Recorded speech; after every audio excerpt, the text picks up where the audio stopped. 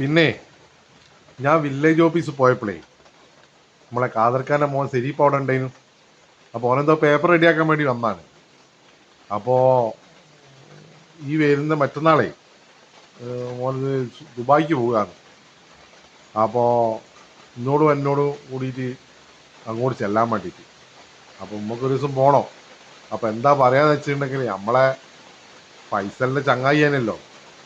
ഓന് ആക്സിഡൻ്റ് ആയിട്ട് ഇപ്പോൾ 5-6 കൊല്ലമായില്ലേ ഇവിടെ കിടക്കുന്നു. ഈ വരുന്ന ആഗസ്റ്റ് 16 കഴിഞ്ഞിട്ടുണ്ടെങ്കിൽ 7ാമത്തെ കൊല്ലാ അറിയോ.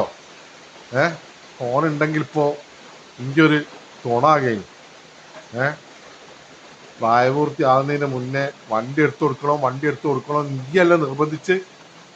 ഇപ്പോഴെന്തായി ലൈസൻസും കൂടി എടുക്കാണ്ടല്ലേ ഓ മരണപ്പോക്ക് പോയിട്ട് വണ്ടി ആക്സിഡൻ്റ് ആയിട്ട് ഇപ്പോഴും കിടക്കല്ലേ ഊര മുറിഞ്ഞിട്ട്. ഇനി വിഷമിക്കാൻ വേണ്ടിയിട്ട് പറഞ്ഞല്ല.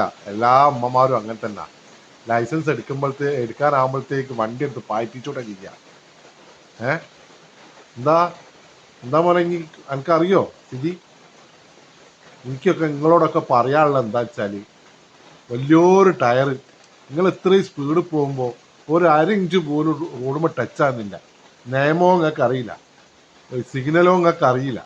റോഡുമ്പോൾ കുറേ 10,000 വരണ്ട്, അതോ നിങ്ങൾക്ക് അറിയില്ല. വണ്ടി ഇങ്ങനെ തിരിച്ചാൽ അങ്ങ് പോകും. വണ്ടിക്കറിയാകുമോ ആരാണ് ലൈസൻസ് ഉള്ള ആളാണോ ഇല്ലാത്ത ആളാണോ എന്ന് മനസ്സിലാകുമോ? അപ്പോൾ എനിക്ക് നിങ്ങളോടൊക്കെ പറയാനുള്ളത് എന്താ വെച്ചാൽ, നിങ്ങൾക്ക് വേണ്ടി നിങ്ങളെ പുരയിൽ കുറേ ആൾക്കാർ കാത്തിക്കുന്നുണ്ട്. ഇപ്പം വരും എന്ന് വിചാരിച്ചിട്ട്. ആ കാത്തിരിപ്പേ ഒരിക്കലും മോർച്ചറീൻ്റെ മുന്നിലാവരുത്. അതെനിക്ക് നിങ്ങളോടൊക്കെ പറയാനുള്ളൂ. മനസ്സിലാവുന്നുണ്ടോ?